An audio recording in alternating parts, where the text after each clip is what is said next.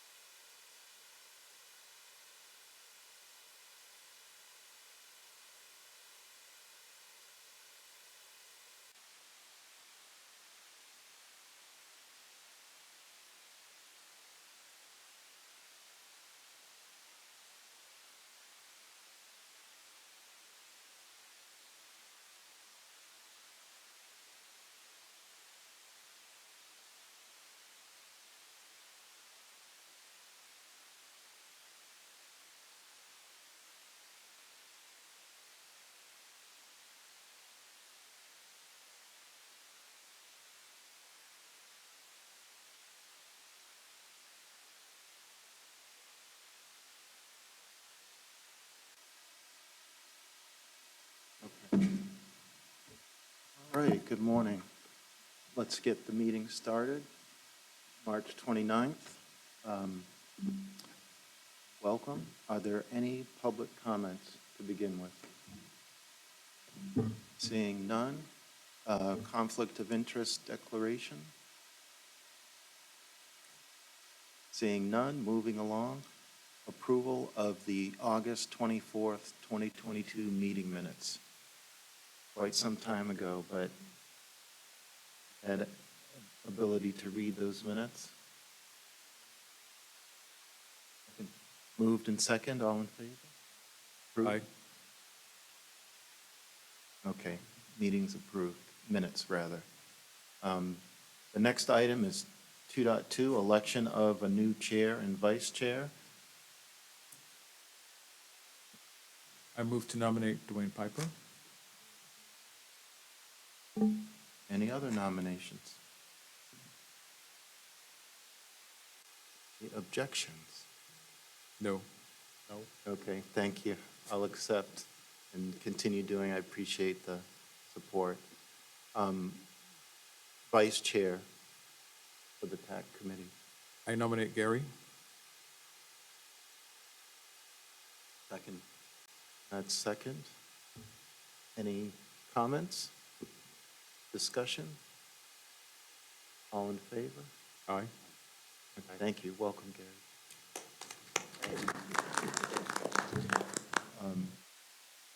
So now into our sessions. The first up is the Universal ID update. And I wanted to point out, we also have folks on, tapped in through Meet Me. Google Meet. So, and as well as board members. Board Member Barbara McQueen is there. Thank you. Hi, Barbara.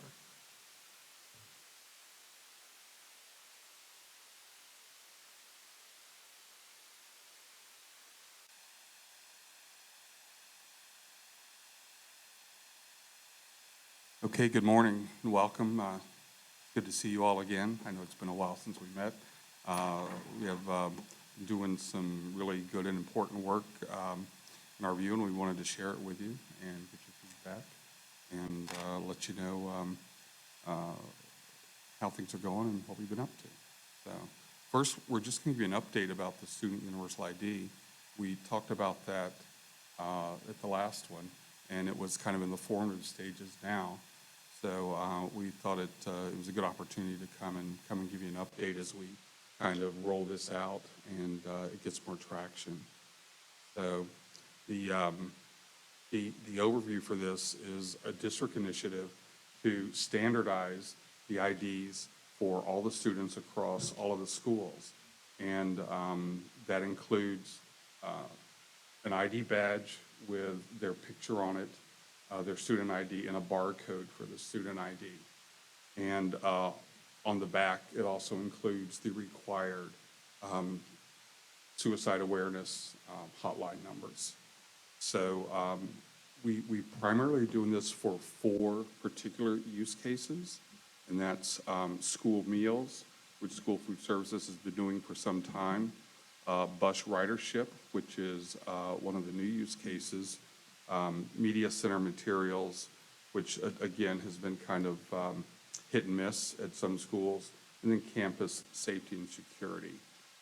We fully expect that schools will use it for other use cases. For example, there are schools doing Tardy Tracker now, and it's a simple barcode. So any use case that needs to read a barcode, it will work with. We've been talking to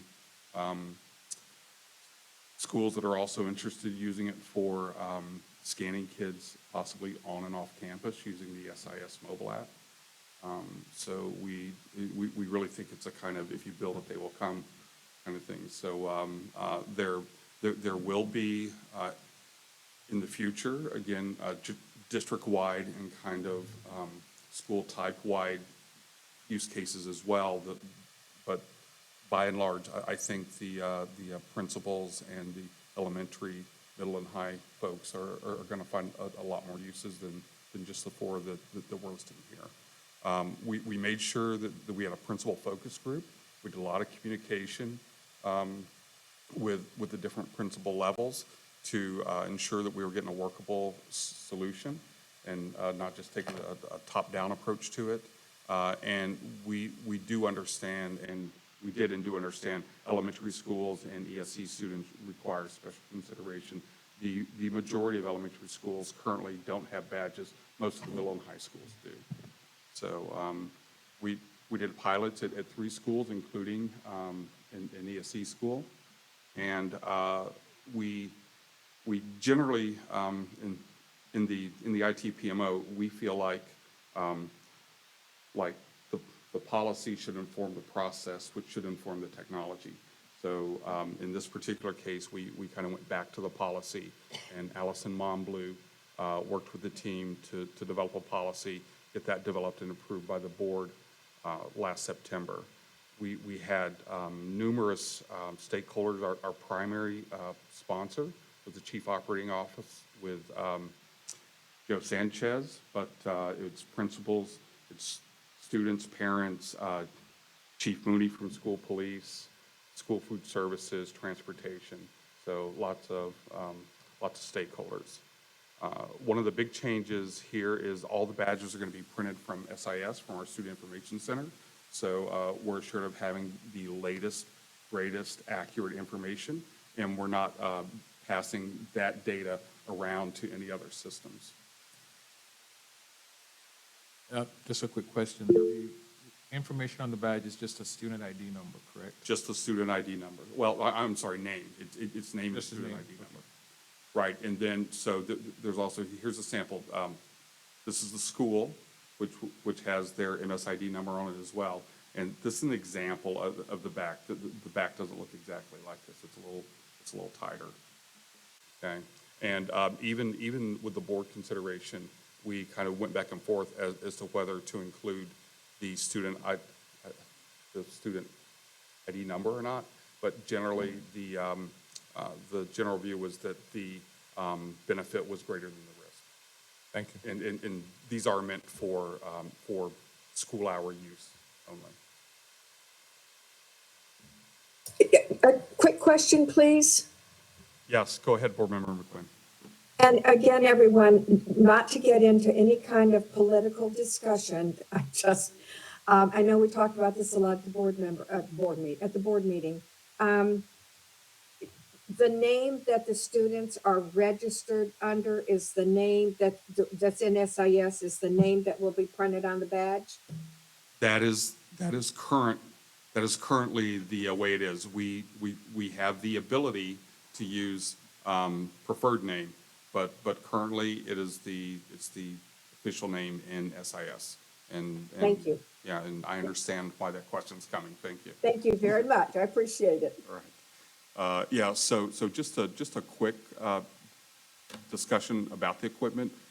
We wanted 2 printers for each school, so if a printer is down, they would always have a backup.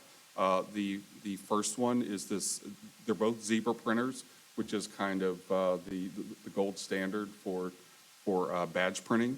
And so the first one is medium duty. That's generally meant to be in the office to do onesie, twosies, kind of, I lost my badge, I didn't bring my badge today, or I'm a new student, or things like that. The Series 7 is heavy duty. That's generally to print the batch of badges at the first of the year, or for, whole new grades that are coming in, right? We're also including 2 computer webcams so they can take photos for students that don't have photos, card hole punch, and then all of the media that they need, the printer ribbons, blank cards, and the cleaning kit, so that they can print 1 badge for every student every year, plus approximately 10% overage to account for lost and new students. The alternative schools with a smaller enrollment are only going to get the medium-duty double-sided badge printer and supplies. Larger schools have expressed interest in possibly printing additional printers if they have 3,000 plus students. We are going to have those available that they will be able to print with buy with their internal funds if they choose to, and all of these items are going to be available in our marketplace for the schools. Schools will be provided funding to purchase breakaway lanyards for students as well. And we're very clear that breakaway lanyards are the only lanyards that we can issue for safety purposes. So any questions about the equipment before we move on? Okay, great. All right, so we got our funding approved in February. The heavy-duty printers, peripherals, and supplies are shipping now. The medium-duty printers are basically made as they're ordered, so they will start shipping in mid-April. Our expectation is all schools will have all of their printers and all of their supplies by the end of this school year. Some schools want to print badges for this school year, primarily elementary schools. We're telling them, go ahead and do that because we budgeted supplies for this year. The general view is that we want every school to have it for the start of next school year, the 23-24 school year. We provided a hub support page that's available on our internal district site. We've got user guides for how to print from SIS, the printer setup configuration for the text at the schools, and we are running open QA labs starting in March and going through August, and we'll schedule more of those as we need to. So we want to make sure that folks have the support they need to get these printers up and going. And I'll stop for questions here. Thank you. Not a question, but a comment. I'm glad to see this being moved forward, especially for high school students as they progress to colleges. Student ID is a huge thing in colleges, so good to get them acquainted to it and used to utilizing that and better prepare them for colleges and college environments. So I'd like to see this move forward. That's great. Great, thanks. For a student who has transferred from one school to another, the old one will get picked up and new one issued? Yes, yeah, that's the idea. And so we tried to leave as much flexibility both in the policy and in the process for the principals, because some principals want to collect the badges so they don't have to print as many next year. Some principals want to tell the students to bring your badge back, so they're only initially printing new new students. So it's like I said, we've tried to find that balance between standardizing one size fits all plus leaving that principal flexibility that our principals like. One more question for the student that doesn't wear their badge or forgot their badge. I'm sure something in policy has dealt with that. Yeah, per the policy, so students that forget their badges, lose their badges, we really referred it in the policy back to the Code of Student Conduct. But it also is in the policy that no student will be denied services based on not having their badge, whether that's riding the bus, whether that's school lunch, or anything. Anything further on that topic? All right. I've done that as Yes, well. yes, sir.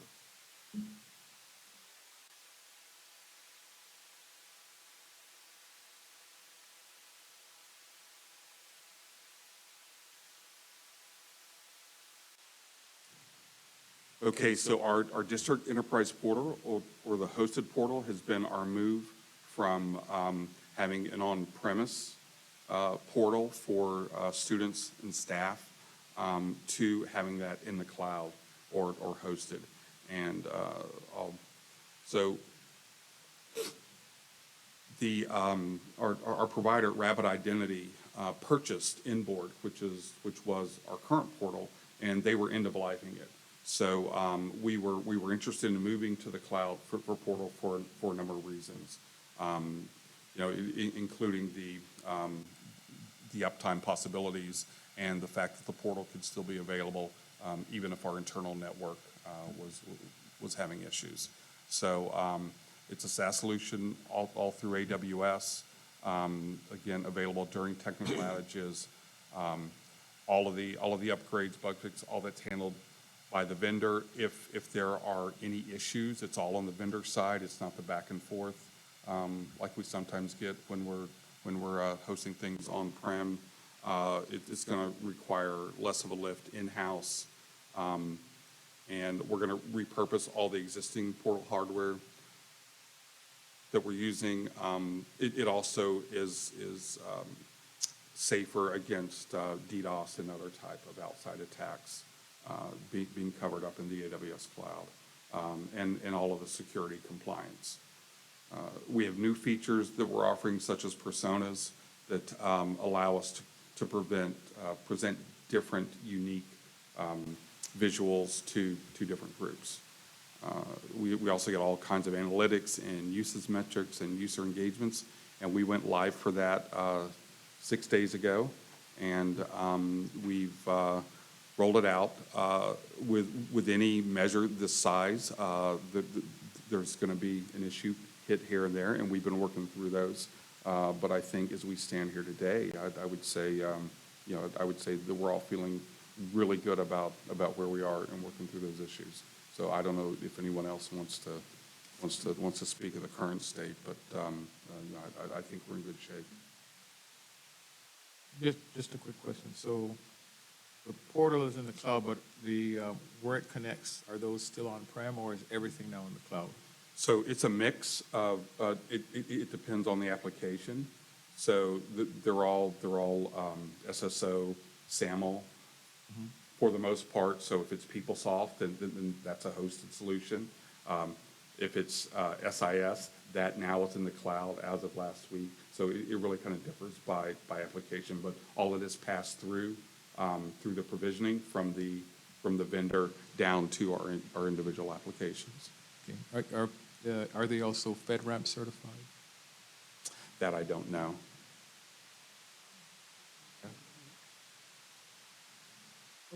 Yeah, I'm not sure.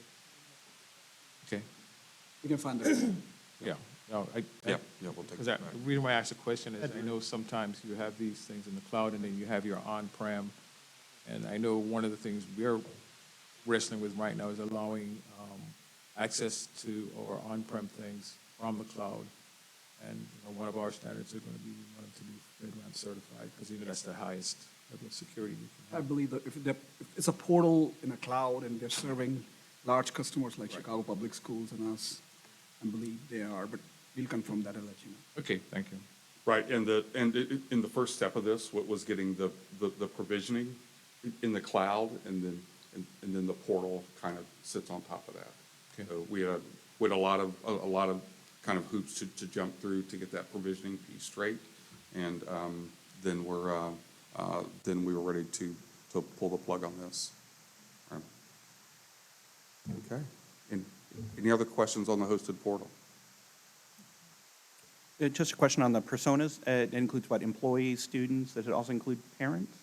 Well, so this will be the parent portal coming in the future, so I don't know if Kara Dawn wants to speak on that as far as timing, but this will be our platform. And great. it's kind of thing where we can have different personas, even for district schools versus charter schools, or it can be high school versus elementary versus Sure. middle school, so. That's great. Yeah. Great, thank you. Okay, next up, Kara, you'll be doing the SIS Document Center. You can do it from there? Okay, before Kara starts, I just want to briefly announce something. Tonight, board will be kind enough to approve Kara as a next Director of Technical Operations. Kara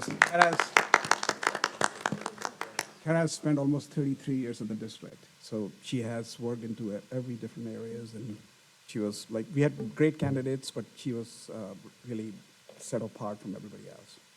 So, congratulations. Kara. Thank you, Deepak. Yeah. So good morning. I am talking with you about the SIS Document Center project. So the Document Center is a function within our student information system. You might know that our student information system, SIS, is Focus.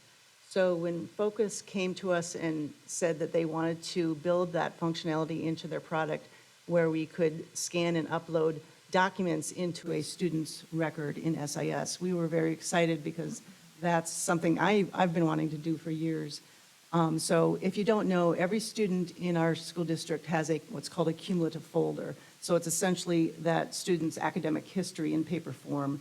And that folder actually gets moved from school to school as that student moves from elementary, middle, high, if they transfer from school to school within our school district. So we're physically moving those files back and forth between schools. So you can pretty much see the business need there and how much benefit it would give to our schools to have all of those documents electronic. The expected outcomes of the project are listed there. The biggest one, of course, is at the end of the project, we will have an electronic cumulative record for every single school, every single student active as well as inactive students. And it's in a product that we already know, or schools already know, or teachers already know, so it's not a lot of training involved. We just kind of have to point them to that portion of the system, these screens.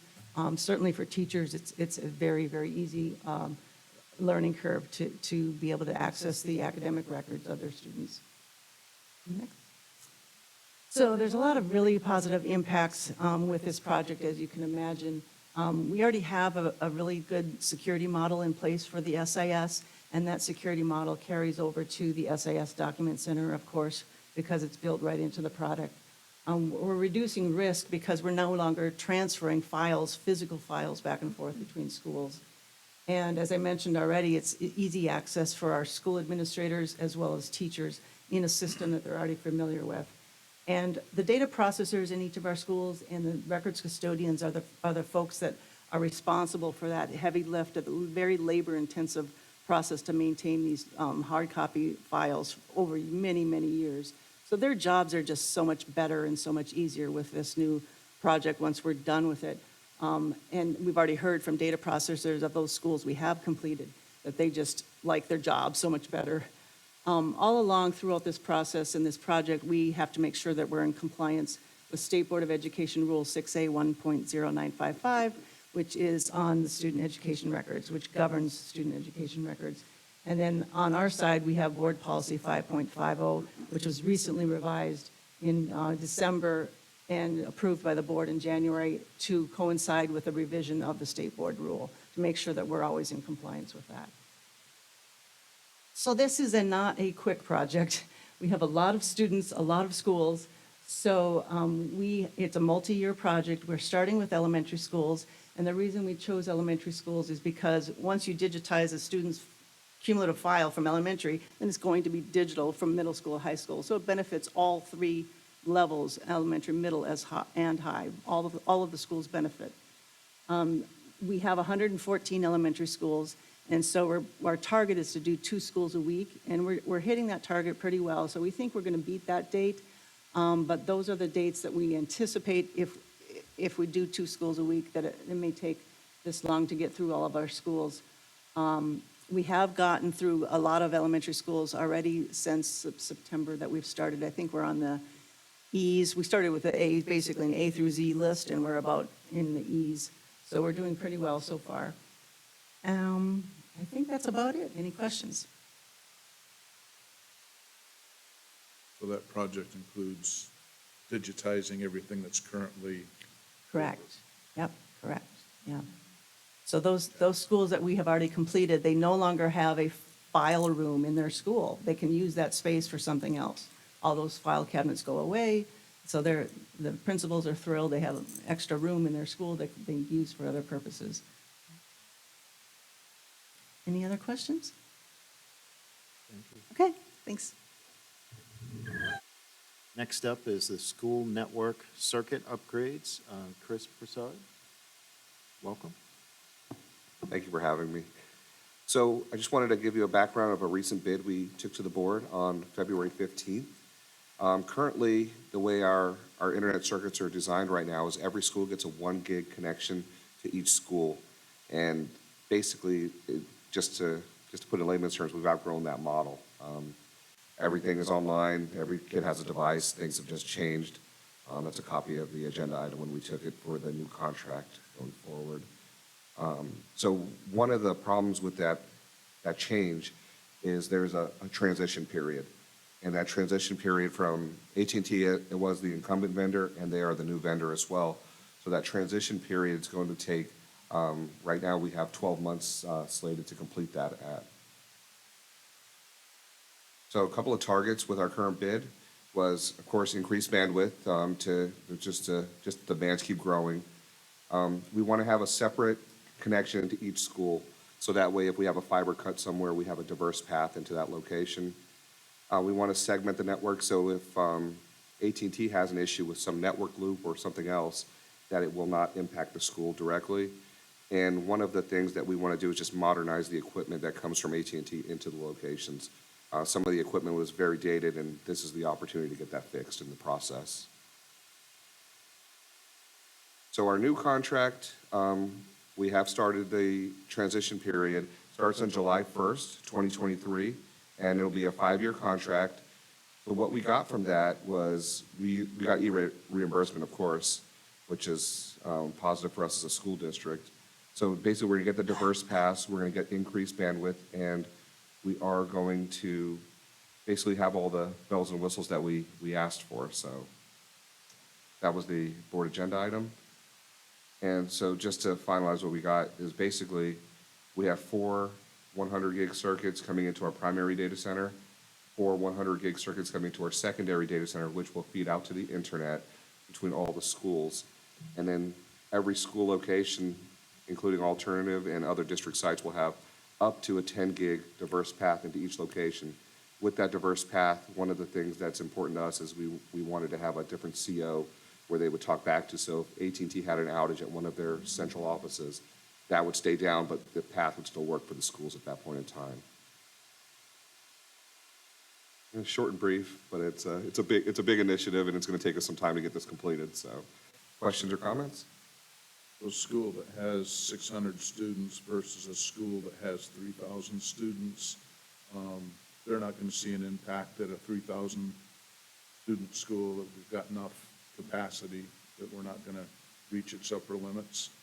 That's the goal. Right now, at that 1 gig, we are hitting 90% capacity at most of the larger high schools. So we're hitting that 90% threshold, and I would say all of them at least reach upwards of 50%, even the smallest elementary schools.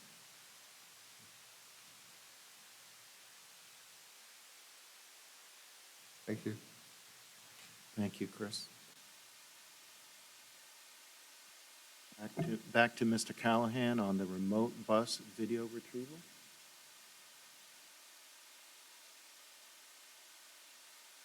Okay, thanks. So this project, again, has been a while in the offing. So the legacy video retrieval process was extremely manual, and there were basically 2 dedicated staff who would drive around the district and pull hard disks from bus DVRs and take them back and copy it off, and then either burn a DVD or put it in a Google Drive or something like that. And so the process was actually very time-consuming and inefficient for a district our size. And so working with our friends in Transportation School Police, we worked with a vendor to basically turn that into remote bus video retrieval, starting that project basically about a year and a half ago. So Transportation, Shane Searchwell and Chief Sanchez purchased proprietary server client software from one of the 2 DVR vendors that would allow video requests to be scheduled electronically. So a request comes in, you just go in, say, hey, I need this amount of video from this bus, and it was using a Wi-Fi bridge. So the issue was that you would have to actually pull the bus with the Wi-Fi bridge up into Wi-Fi connectivity and have it work then.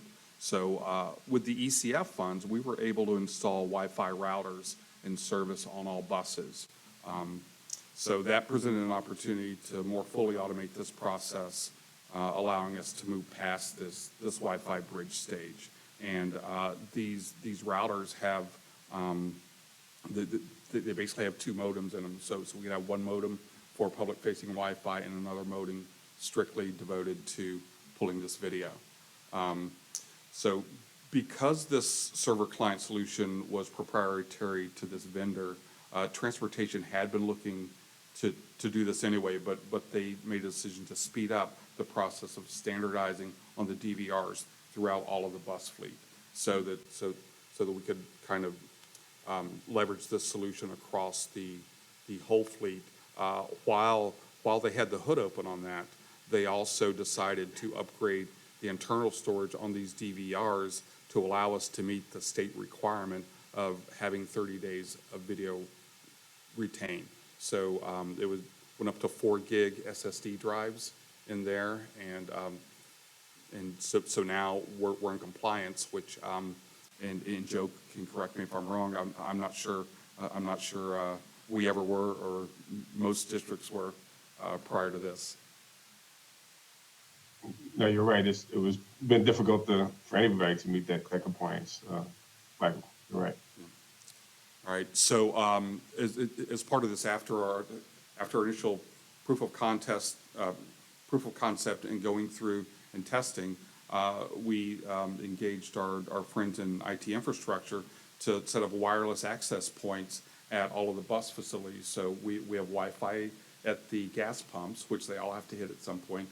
We have Wi-Fi on at least one point on the building, and then we also have Wi-Fi on all of the school bus loops. So basically, once the request is made, it'll start pulling it. If they go out of Wi-Fi range, then the next time they're at the bus loop, which could be 6 times a day, or the next time that they're back at the bus facility or at the gas pump, then it'll just pick up and pull it. So it has greatly reduced our turnaround time on getting those bus video requests in and out to the schools or school police or anyone else. And currently, all 800 of our school buses now have the capability to have that video retrieved via Wi-Fi. So, Joe, I don't know if you had any other comments on that overall. I mean, this is just going to help us tremendously with customer service, and also being able to respond to whoever criticisms, or not just criticisms, but investigations that need to go on. There's things that happen on buses, and a lot of things that the public brings up as concerns. They say that a student will fall off a window or something like that. This gives us an opportunity for us to resolve those issues quickly and make sure that we're addressing concerns of the public and our schools as quickly as possible, and our parents particularly as well, because sometimes we hear from them that they hear something from one of their children, and we're able to investigate it pretty quickly. If I could add, tag on to Mr. Sanchez, also, the safety piece is huge. But I think in our communication to parents and the kids, is that this is for their safety. And I think if we give them that message, some kids are afraid on the bus. And so I think this is going to make them feel safer and certainly our drivers feel safer. So thank you. Yeah, and just to kind of add on to that, in addition to expanding, to swapping out the DVRs and expanding the storage space, Joe, I think they also put 2 more cameras on every bus, a front-facing camera, then an additional kind of wide-eye lens in the back as well. Right, right. Yeah, and the technology is just improving so much. So we're continuing to look at ways to, as McQuinn said, continue to make our buses safer. We know the safest place for us, safest way for students to get to school and back home is on a yellow bus. And anything we could do to help make parents feel more comfortable with that is going to help improve the safety of our transportation of our students, as well as help improve traffic situations at our schools. Because right now we have too many parents who are driving their students back and forth to school, and that's been a carryover from the pandemic. And we're hoping to eventually convince parents that that's not the best way. If they have the opportunity because the children live more than 2 miles, or they live more than 2 miles away from the school, to put them on the bus, that's a campaign that we're continuing to make that effort towards. Great, thanks. And I just included, this is not the best graphic, but it's only one I had, but this is just an overall view, process overview, if anyone has any interest in it. Just so you know, the video request goes through the cloud, but the video never goes through the cloud. It always stays here.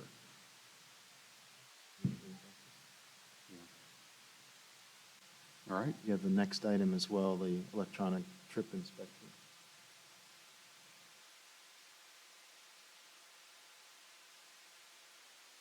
Yeah, we're keeping keeping Michael and his team pretty busy. Right. So no, so certainly in the last 4 or 5 years, we've had a great partnership and collaboration with transportation and with our friends at school police as well on a lot of these technology projects. And I think, as someone mentioned, like our buses, especially now, they're just loaded with technology.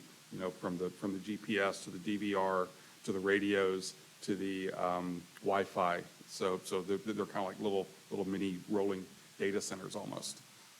So the electronic bus inspections, this one was another ask, and actually I think there was part of this that came out of one of the audit meetings.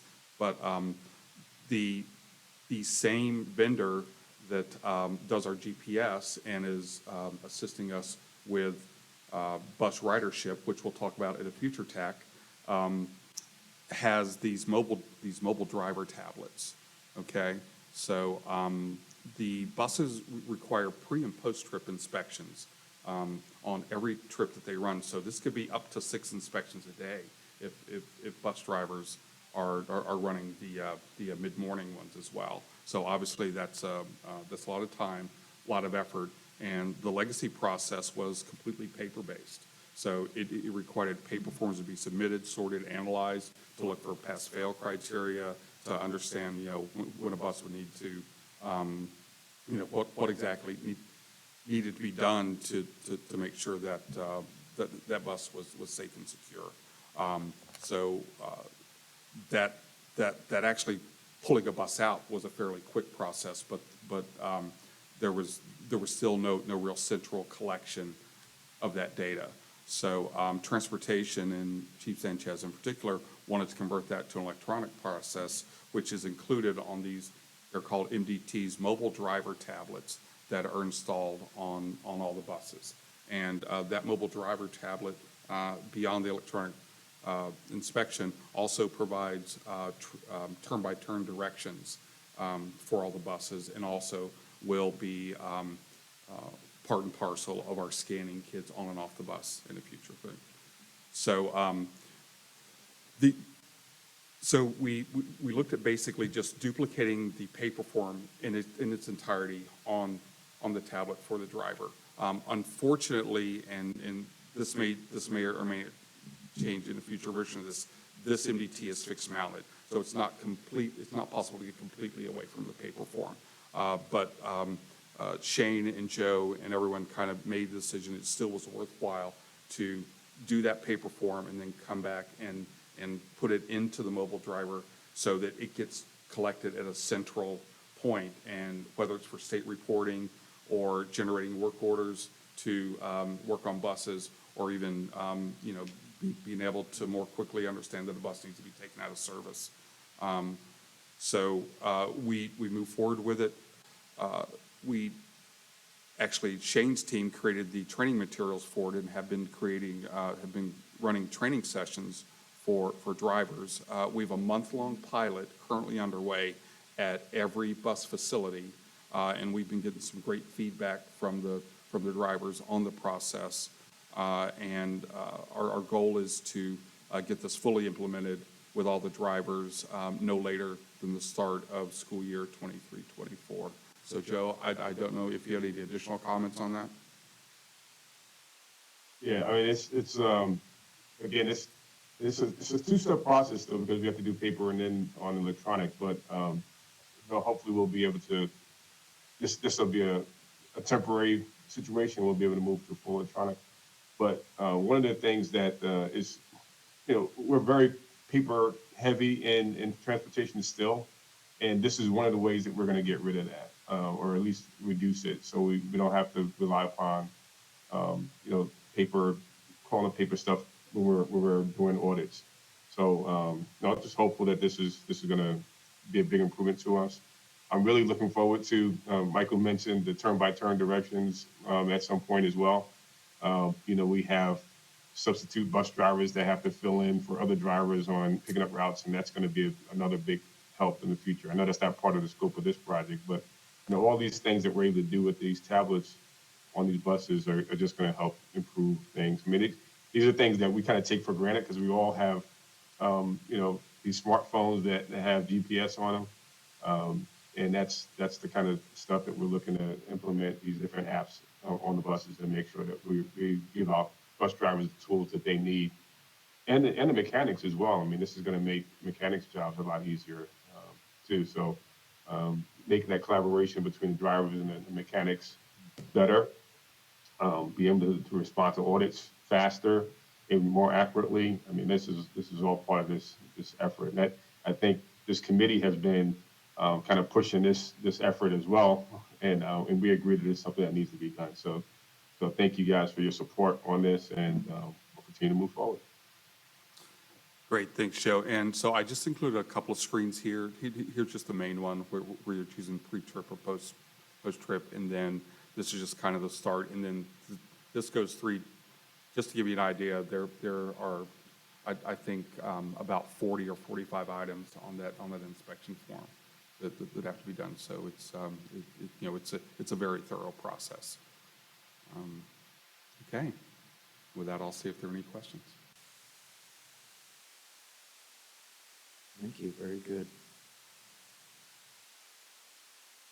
So as we're moving, we have quarterly meetings, but the next one would put us in the summertime, so I don't think we're going to have that meeting. So we're going to coordinate via email with the date of the next meeting.